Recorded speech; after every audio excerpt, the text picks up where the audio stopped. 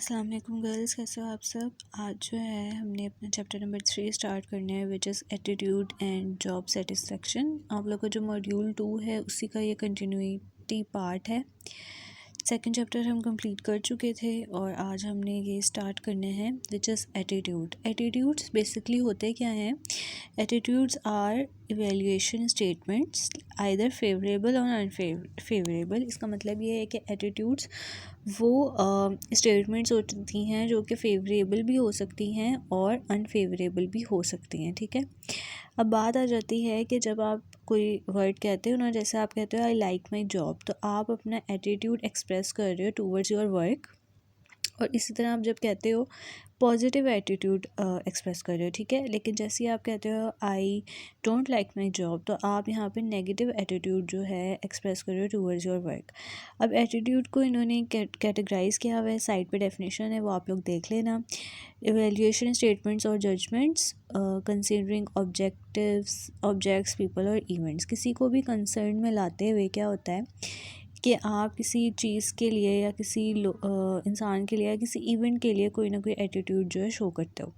अब इसमें 3 कैटेगराइज किया हुआ है। जब से फर्स्ट है कॉग्निटिव कंपोनेंट, जिसका मतलब ये है द ओपिनियन और belief segment of an attitude. यहाँ पे बात की है कि कॉग्निटिव का जो ये वाला पार्ट होगा, इसका मतलब ये है एक ऐसा बिलीव जो कि थिंग्स जो हैं जिस तरह से देखी जाती हैं, या कह लो थिंग्स का ऐसा पार्ट जिस पे आपकी इवैल्यूएशन हो रही हो। ठीक है, सेकंड वन है इफ़ेक्टिव कंपोनेंट, जिसका मतलब ये है द इमोशनल और feeling segment of an attitude. अब इफ़ेक्टिव जो है यहाँ पे आपकी फीलिंग होगी। यहाँ पे आप चाहे पॉजिटिव हो चाहे नेगेटिव हो, दोनों तरह से चीज़ को देख सकते हो। Feeling can be positive can be negative. Okay, third one है बिहेवियरल, वो कि आपका एक्शन होगा an intention to behave in a certain way toward someone और समथिंग। अब यहाँ पे देखो, अगर आपकी फीलिंग पॉजिटिव होगी आपके एक्शंस भी पॉजिटिव होंगे। अगर इस तरह से आप देखो चीज़ों को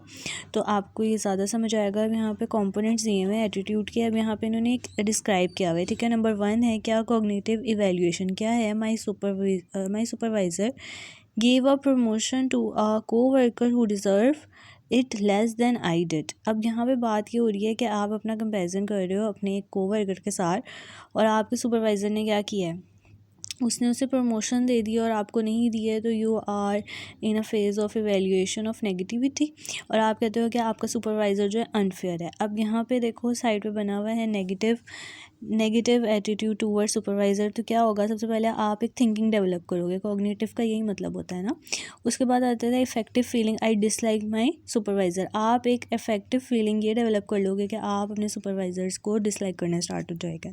बिहेवियरल में या एक्शंस में आप क्या करोगे, I am looking for other work, आप किसी और जगह या किसी और काम को ढूंढना शुरू कर दोगे। I have complained about my supervisor to anyone who could listen, क्योंकि आपके पास कोई ऐसा है नहीं जिसको आप कंप्लेन कर सको अपने सुपरवाइज़र की। ठीक है, तो एटीट्यूड्स पॉजिटिव नेगेटिव दोनों हो सकते हैं, जो कि आपकी एक तो कॉग्निटिव यानी कि आपकी थिंकिंग पे इफेक्ट करते हैं, देन इफेक्टिव मीन्स आपकी एक फीलिंग डेवलप करते हैं पॉजिटिव या नेगेटिव, और लास्टली आपके एक्शंस पे भी वो असरअंदाज होते हैं। इसी तरह से नेक्स्ट पेज पे भी इन्होंने एटीट्यूड्स एंड बिहेवियर की बात की हुई है। अब देखो एटीट्यूड्स जिस तरह के होंगे उसी तरह का मोर और लेस जो है आपका बिहेवियर भी होता है। आप लोग को भी पता है कि जिस तरह का आपका एटीट्यूड होगा उसी का इम्पैक्ट आपके बिहेवियर पे भी आ रहा होता है। बेसिकली यहाँ पे बात ये कर रहे हैं कि एटीट्यूड जिस तरह का होगा उस तरह का बिहेवियर होगा। पहली बात ये की हुई है। दूसरी बात ये की हुई है कि जो बिहेवियर्स होते हैं वो इफ़ेक्ट हो रहे होते हैं आपके एटीट्यूड से, और एटीट्यूड्स जो हैं वो आपके बिहेवियर को इफ़ेक्ट कर रहे होते हैं। ठीक है, अब यहाँ पे एक और बात ये की हुई है कि एटीट्यूड्स में ना एक चीज़ आ जाती है, वो होती है कॉग्निटिव डिसोनेंस। मींस आपका एक थिंकिंग प्रोसेस होता है कॉग्निटिव डिसोनेंस, कि आप चीज़ों को किस तरह से ले रहे होते हो, देन एक एटीट्यूड डेवलप कर रहे होते हो, उसके बाद जो है अपने एक्शन से परफॉर्म कर रहे होते हो। यहाँ पे जो डेफिनेशन है उसमें लिखा हुआ है एनी इनकम्पैटिबिलिटी बिटवीन 2 और मोर एटीट्यूड्स और बिटवीन बिहेवियर एंड एटीट्यूड्स। 2 और मोर एटीट्यूड्स का मतलब ये है कि जब आप सोचने लगते हो ना, आप लोग भी जब भी सोचते हो किसी चीज़ के बारे में, तो आपको 2 थॉट्स आते हैं, एक पॉजिटिव आता है एक नेगेटिव आता है। तो ये कॉग्निटिव डिसोनेंस वही चीज़ है, ठीक है, कि आप जो हो कंफ्यूज हो जाते हो बिटवीन टू थिंग्स के ये करना सही है या ये करना सही है। यही बात इन्होंने की हुई है। यही बात एक और चीज़ ये कि एटीट्यूड्स और बिटवीन बिहेवियर, यानी कि बात ये कर रहे हैं कि एटीट्यूड्स और बिहेवियर के बीच में भी जो क्लैश आ रहा होता है ना, वो हमारा कॉग्निटिव डिसोनेंस होता है कि आपका जो थिंकिंग प्रोसेस है वो कभी कभार आपके एटीट्यूड के साथ नहीं जा रहा होता, और कभी कभार क्या होता है कि जो आपका थिंकिंग जो आपका एटीट्यूड है वो आपके बिहेवियर के साथ नहीं जा रहा होता। तो इन सारी चीज़ों में कंसिस्टेंसी होनी चाहिए कि जो आप सोचो आप वही करो, और अपने एटीट्यूड में से भी वही चीज़ निकालो, और बिहेवियर भी आपका उसी तरह का होना चाहिए। जो सेकंड और थर्ड और फोर्थ पैराग्राफ है, इसमें बात ये की हुई है कि कुछ ऐसे कह लो कैरेक्टरिस्टिक्स होती हैं या मॉडरेटर्स होते हैं जो कि इफ़ेक्ट कर रहे होते हैं आपके एटीट्यूड्स को, ठीक है। तो मेनली इन्होंने कहा है कि ये जो कॉग्निटिव डिसोनेंस है ये 3 फैक्टर्स पे डिपेंड कर रही होती है। सबसे पहले ये इम्पोर्टेंस में आ जाएगा ये कि आपने जब भी किसी चीज़ को बारे में सोचना है तो उसको कितनी इंपॉर्टेंस देनी है। फिर सेकंड वन है इन्फ्लुएंस, आपने किसी चीज़ के बारे में कितनी थिंकिंग करनी है, वो कितनी असरअंदाज होगी आपके ऊपर, ये बात की हुई है। और थर्ड में आ जाता है रिवॉर्ड्स, के जब आप किसी के बारे में या किसी चीज़ के बारे में सोचते हो तो आप ये 3-4 चीज़ें देखते हो कि एक तो उसकी इंपॉर्टेंस कितनी है, कितना इन्फ्लुएंस है, और फिर कितने रिवॉर्ड्स जो हैं आपको इसके पे बैक में मिलेंगे। एक बात ये है कि अगर आपको हाई रिवॉर्ड्स मिलेंगे ना तो आप क्या करोगे, आप पॉजिटिव थिंकिंग की तरफ चले जाओगे और चीज़ों को लाइटर वे में लोगे। लेकिन अगर आप जो हो चीज़ों को बहुत ज़्यादा मतलब हार्ड एंड फास्ट रखोगे, चीज़ों को अपने ऊपर बहुत ज़्यादा कह लो कि आप लोग इन्फ्लुएंस बहुत ज़्यादा करने दोगे, तो इससे क्या होगा, एट द एंड आपका जो कॉग्निटिव प्रोसेस है या थिंकिंग प्रोसेस है वही डैमेज होगा, ठीक है। और इसके अलावा जो लास्ट पैराग्राफ है इसमें ये बात की हुई है कि the most powerful moderators of the attitude relationship are the importance of the attitude.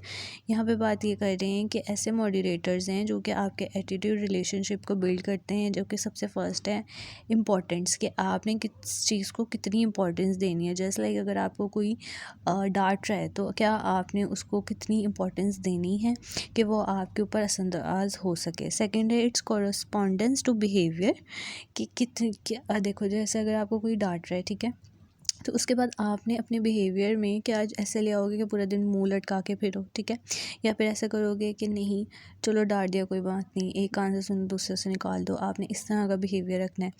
Third है इट्स एक्सेसिबिलिटी, कि ये कहाँ तक आपको असरअंदाज करता है या किस तरह से आपके काम पे इन्फ्लुएंस करता है।